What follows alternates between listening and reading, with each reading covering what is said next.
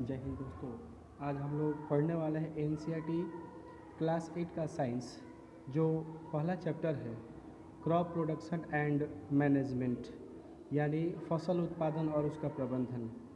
दोस्तों, ये जो क्रॉप प्रोडक्शन है उसमें हम लोग देखने वाले हैं एग्रीकल्चर प्रैक्टिसेस, यानी ये जो खेती है ये बहुत पहले से चली आ रही है। आज से नहीं, लगभग 10,000 साल पहले से चली आ रही है। जो पहले पीपल थे, people were nomadic, they were wandering in groups from place to place in search of food and shelter.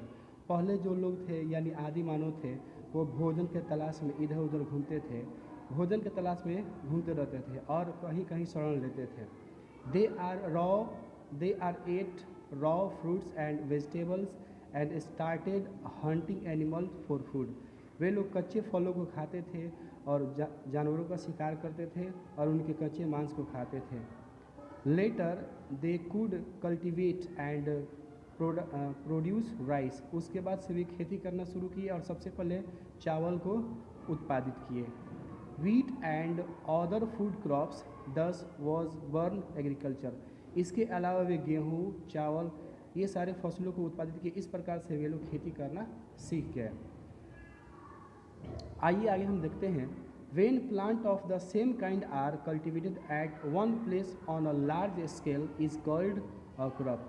जब हम लोग एक ही तरह के पौधे को बड़ी मात्रा में खेतों में उपजाते हैं तो उसे हम लोग बोलते हैं क्रॉप, यानी फसल बोलते हैं। For example, crop of wheat means that all the plants grow in a field are that of wheat. जैसे कि जो गेहूं का फसल है उसको हम लोग एक ही खेत में एक साथ उपजाते हैं। You already know that crops are of different type like cereal, vegetables and fruits. आप जानते हैं पहले से कि जो क्रॉप्स होते हैं अलग अलग प्रकार के होते हैं, जैसे कि आपको अनाज हो गया, सब्जी हो गए, फलें हो गए। These can be classified on the basis of the season in which they grow. और इन क्रॉप्स को, इन फसलों को सीजन के आधार पे क्लासिफाई किया गया है। जिस आधार पे ये लोग जिस सीजन में इसको उपजाया जाता है उसी आधार पर इसको बांटा गया है। India is a vast country. India जो है एक बहुत बड़ा देश है। The climate condition like temperature, humidity and rainfall vary from one region to another region. अब यहाँ पर जो इंडिया है इसमें अलग अलग जगहों पर अलग अलग ऋतुएं पाई जाती है। अर्थात हम कह सकते हैं कि इंडिया में तीनों ऋतुएं पाई जाती है। ठीक है, ग्रीष्म ऋतु, शरद ऋतु और वर्षा ऋतु, ये मुख्य रूप से तीनों ऋतुएं पाई जाती है और उसी ऋतुओं के आधार पे फसल को इंडिया में लगाई जाती है। Accordingly there is a rich variety of crops grow in different part of the country. यानी देश में अलग अलग जगहों पर अलग अलग फसलों को उगाया जाता है। Despite this variety two broad cropping pattern can be identify this are. इसके बावजूद दो पैटर्न में हम लोग फसलों को बांटते हैं जो इस तरह से है। सबसे पहले है खरीफ फसल। The crops which are sow in the rainy season are called kharif crops. जिस फसल को हम लोग बरसात के दिनों में लगाते हैं, जिस फसल को हम लोग बरसात के दिनों में उपजाते हैं उसको हम लोग बोलते हैं खरीफ फसल। The rainy season in India is generally from June to September. जो रेनी सीजन होता है भारत में जून से सितंबर तक, जून से शुरू होता है और सितंबर महीने तक चलता है। Paddy, maize, soybean, groundnut and cotton are kharif crops. और इस खरीफ क्रॉप्स में कौन कौन से फसल उपजाए जाते हैं, जैसे धान का फसल हो गया, मक्का का हो गया, सोयाबीन हो गया, मूंगफली हो गया, रुई का हो गया, ये सभी क्या है, खरीफ क्रॉप्स हैं। उसके बाद आता है rabi crops. The crops grow in the winter season are called rabi crops. वैसा फसल जिसको हम लोग शरद ऋतु में उपजाते हैं उसे रबी फसल बोलते हैं। अर्थात अक्टूबर में इस फसल को लगाया जाता है और मार्च तक इसको काट लिया जाता है। जैसे हम एग्जाम्पल में समझ सकते हैं, example of rabi crops are wheat, gram, pea, mustard and linseed. जैसे रबी क्रॉप्स का उदाहरण हो सकता है गेहूँ है, चना है, मटर है, सरसों है, तीसी है। Beside these pulse and vegetables are grow during summer at many places. इसके अलावा दाल हो गए, सब्जियां हो गए, इसको इन सीजनों में उगाया जाता है। आइए अब हम लोग देखते हैं basic practice of crop production, यानी फसल को अच्छे से पैदावार बढ़ाने के लिए कौन कौन से हम लोग काम करते हैं, उसको हम लोग बारी बारी से देखते हैं। Cultivation of crops involves several activities undertaken by farmers over a period of time. जो फसल की कटाई होती है, फसल को लगाना, उसको फिर से काटना, यह बहुत लंबी प्रक्रिया होती है। फसल को लगाने से पहले हम लोग मिट्टी की तैयारी करते हैं, खेतों की तैयारी करते हैं, उसके बाद से हम लोग फसल को लगाते हैं।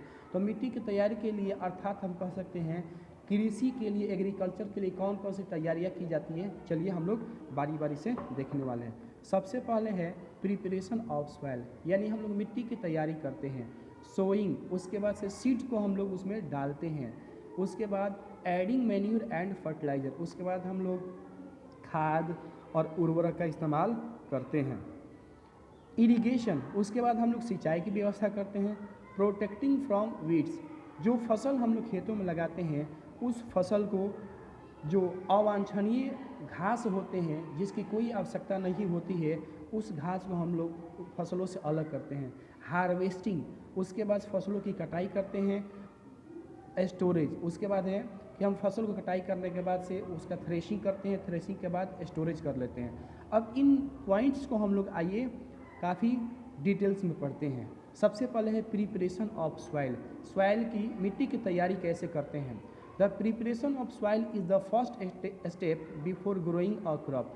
फसल को उपजाने के लिए सबसे पहला स्टेप होता है, वो होता है preparation of soil. One of the most important tasks in agriculture is to turn soil and loosen it। ये जो मिट्टी को लूज करना, उसको टर्न करना कृषि का सबसे इम्पॉर्टेंट टास्क होता है।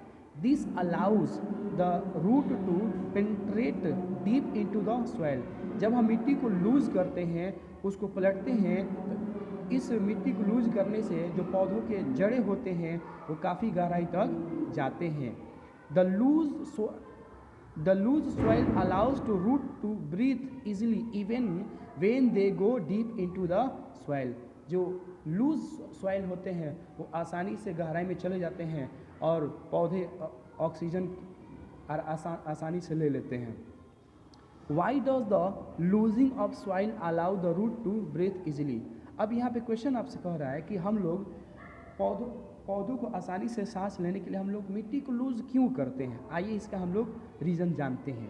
The लूज्ड soil help the growth of earthworm and microbes present in the soil.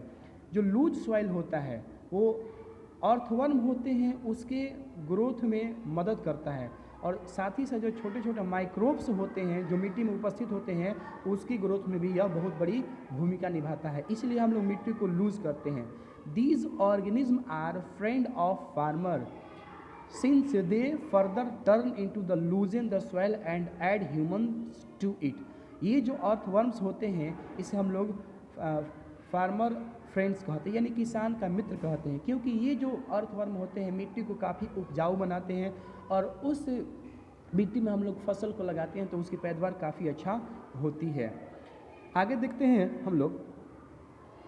You have learned that in the previous classes that soil contain minerals, water, air and some living organism। आप लोग इसके पहले वाले class में यानी class 7 में पढ़ चुके हैं कि मिट्टी में बहुत सारे मिनरल्स होते हैं, वाटर होता है, हवा होता है और बहुत सारे लिविंग ऑर्गेनिज्म होते हैं। In addition dead plants and animals get decomposed by soil organism. इसके अलावा जो डेड प्लांट होते हैं या डेड कोई ऑर्गेनिज्म हो गए, जब वो डिकम्पोज होते हैं, अपघटित होते हैं, तो उसका शरीर फिर से सॉइल में टर्न हो जाता है। In this way various nutrient in the dead organism are released back into the soil. इस प्रकार से हम कह सकते हैं कि बहुत सारे न्यूट्रिएंट्स जो होते हैं फिर से ऑर्गेनिज्म के द्वारा वो मिट्टी में चले जाते हैं। This nutrient are again absorbed by plant, और ये जो न्यूट्रिएंट होते हैं फिर से पौधों के द्वारा एब्जॉर्ब कर लिए जाते हैं। Since only a few centimetre of the top layer of soil support plant growth. इस प्रकार से हम कह सकते हैं कि जो सॉइल है उसका कुछ ही गहराई तक आसानी से हम लोग प्लांट को लगा सकते हैं और वो मिट्टी पौधों के लिए काफ़ी उपजाऊ होते हैं। Turning and loosing of soil brings the nutrient rich soil to the top so that plant can use this nutrient. हम लोग मिट्टी को जो टर्निंग करते हैं, लूज करते हैं, तो उसमें बहुत ज़्यादा न्यूट्रिएंट आ जाते हैं। 10 the turning and loosing of soil is very important for cultivation of crop. इस प्रकार से हम कह सकते हैं कि मिट्टी को लूज करना, टर्न करना खेती के लिए बहुत ही महत्वपूर्ण होता है। The process of losing and turning of the soil is called tiling और प्लॉइंग। मिट्टी को लूज करना, टर्न करना प्लॉइंग कहलाता है, यानी जुताई कहलाता है। This is done by using a plough, और यह प्रक्रिया जो होती है हल के द्वारा की जाती है। If the soil is very dry, यदि मिट्टी बहुत सूखी हो, इट में नीड वाटरिंग बिफोर प्लॉइंग, तो उस मिट्टी की जुताई करने से पहले उसमें पानी की आवश्यकता होती है। द प्लाउड फील्ड में have big clumps of soil called crumbs. जो जोते हुए फील्ड होते हैं उसमें बहुत बड़े बड़े क्लम्प्स होते हैं जिसको हम लोग क्रम्स कहते हैं। It is necessary to break these crumbs, और इस क्रम्स को तोड़ना बहुत ही आवश्यक होता है। Levelling the field is beneficial for sowing as well as for irrigation. जब हम लोग मिट्टी को लेबलिंग करते हैं तो हमारे लिए उसकी सिंचाई भी बहुत ज़रूरी होती है। Labelling of soil is done with the help of a labeller. मिट्टी को लेबल हम लोग एक लेबलर से करते हैं। जो लेबलर होता है वो काठ का बना हुआ होता है या कहीं कहीं लोहा का भी बना हुआ होता है, और उसी से हम लोग मिट्टी को लेबल करते हैं। Sometimes manure is add to the soil before tilling. कभी कभी हम लोग खेतों में जुताई करने से पहले खाद को छिड़क देते हैं। This help in proper mixing of manure with soil, जिसकी वजह से क्या होता है, ये जो खाद होते हैं काफ़ी अच्छे तरीके से मिट्टी में मिल जाते हैं।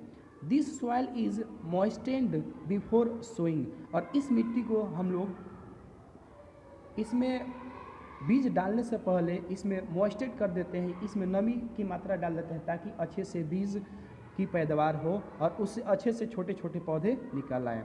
अर्थात हम कह सकते हैं इस प्रकार से जो हम प्रिपरेशन ऑफ सॉइल होता है उसमें क्या करते हैं, सबसे पहले हम लोग मिट्टी को लूज़ करते हैं, टाइलिंग करते हैं, उसके बाद उसमें मैन्यूर ऐड करते हैं, सिंचाई करते हैं। अगर मिट्टी ड्राई हो, सूखी हो, तो उसमें पानी डाल करके उसकी सिंचाई करते हैं ताकि नमी बनी रहे। उसके बाद से हम लोग उसमें बीजों को डालते हैं ताकि पैदावार अच्छी हो, बीज मिट्टी में न सूखे। और जो सबसे अच्छा फ्रेंड होता है किसानों का वो होता है अर्थवर्म, क्योंकि जो अर्थवर्म होता है वो मिट्टी को खाता है और मिट्टी को खा करके मिट्टी को काफ़ी उपजाऊ बना देता है, जिससे फसल अच्छे से ग्रोथ करता है, उसमें अच्छे से उसकी पैदावार होती है। इसके बाद से अब हम लोग देखने वाले हैं एग्रीकल्चर इम्प्लीमेंट, यानी कृषि के उपकरण। अब कृषि के कौन कौन से उपकरण होते हैं, आइए हम लोग सबसे पहले देखते हैं प्लाउ यानी हल। This is being used since ancient time for tiling the soil. ये बहुत प्राचीन समय में इसका प्रयोग किया जाता था। Adding fertiliser to the crops, removing the weeds and turning the soil. इस प्लाउ से हम लोग मिट्टी में फर्टिलाइज़र को मिक्स करते थे और जो वीड्स का मतलब होता है खरपतवार, उस खरपतवार को सॉइल से अलग करते थे। This is made of would and is draw bye a pair of bull और अदर एनिमल। ये जो होता है लकड़ी का बना हुआ होता है और इसे सांड खींचते हैं या दो पेयर के जो बैल होते हैं वो खींचते हैं। It is contain a strong triangular iron strip called ploughshare. इसमें एक बहुत ही मजबूत आयरन त्रिभुज के आकार का स्ट्रिप होता है जिसको हम लोग प्लाउसियर यानी हल का फार बोलते हैं। The main part of the plough is a long log of wood which is called a plow shaft। ये जो होता है सबसे महत्वपूर्ण पार्ट होता है जो लकड़ी का बना हुआ होता है। There is a handle at one end of the shaft. इसमें एक हैंडल होता है, शाफ्ट के तरफ एक क्या होता है, हैंडल होता है। The other end is attached to a beam which is placed on the bull neck. और जो दूसरा सिरा होता है वो होता है बुल के कांधे पे। आप यहाँ पे देख सकते हैं, यहाँ पे ये है आपका प्लाव। ये देखिए इसमें एक लोहा का बना हुआ ट्रायंगुलर स्ट्रिप होता है और ये जो पार्ट होता है एक लंबा होता है, काफ़ी स्ट्रांग होता है और इसको ऐसे जोड़ दिया जाता है और सांड अपने कांधे पे इसको रखते हैं और किसान उसको चलाता है आसानी से और इससे आसानी से खेतों की जुताई की जा सकती है। The indigenous wooden plow is increasingly being replaced by iron plow nowadays। अब ये जो प्लाव होते हैं आजकल उतने नहीं चल रहे हैं। अब उसके बाद हम लोग देखते हैं हो भी क्या एक तरह का हल ही होता है। It is a simple tool which is used for removing weeds and for losing the soil. ये एक साधारण टूल्स होता है जिसका प्रयोग हम लोग खरपतवार को अलग करने में करते हैं और मिट्टी को लूज करने में करते हैं। It has a long rod of would और आयरन। इसमें एक लंबा रॉड होता है, या तो वो लकड़ी का होता है या लोहे का होता है।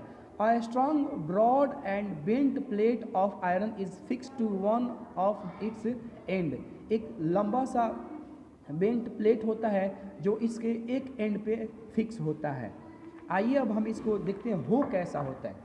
ये है हो, आप देख सकते हैं फिगर में, ये है हो। चलिए इसके बारे में हम लोग समझ लेते हैं। अब ये देखिए एक लंबा सा प्लेट के जैसा होता है, इसको हम लोग बोलते हैं स्ट्रिप और ये होता है हैंडल और इसको हम लोग बोलते हैं बीम। इसको हाथ से पकड़ के भी चलाया जा सकता है और ये जो बेंट होता है ना, इसी से हम लोग मिट्टी को लूज करते हैं। इसके बाद हम लोग देखते हैं कल्टीवेटर। कल्टीवेटर क्या होते हैं आइए देख लेते हैं। Nowadays ploughing is done by tractor driving cultivator. आजकल जो खेती की जाती है वो कल्टीवेटर के द्वारा की जाती है। The use of cultivator saves labour and time. और ये जो कल्टीवेटर होता है ना, मजदूरों ज़्यादा इसमें मजदूर नहीं लगते हैं और ये हमारे समय को भी बचाता है। अब हम लोग ये पढ़ लिए एग्रीकल्चर इम्प्लीमेंट, यानी कृषि में कौन कौन से उपकरण लगते हैं, तो वो होता है प्लाऊ, हो और उसके बाद से होता है कल्टीवेटर। आज के मॉडर्न एज में और भी बहुत सारे उपकरण आ गए हैं। अब आज हम लोग इस प्रिपरेशन ऑफ सॉइल और एग्रीकल्चर इम्प्लीमेंट के बारे में पढ़ें। इसके बाद हम लोग नेक्स्ट इसके पार्ट में पढ़ेंगे सोइंग, यानी बुआई के बारे में पढ़ेंगे। कैसे हम लोग खेतों में बीजों को डालते हैं, तो किस तरह से उसकी देखरेख करते हैं और कौन सा मिट्टी बीजों के लिए आवश्यक होता है, और इसके बाद खेतों की सिंचाई कब की जाती है। इन्हीं सब चीज़ों के बारे में हम लोग इसके नेक्स्ट पार्ट में देखेंगे। तब तक के लिए धन्यवाद। जय हिंद।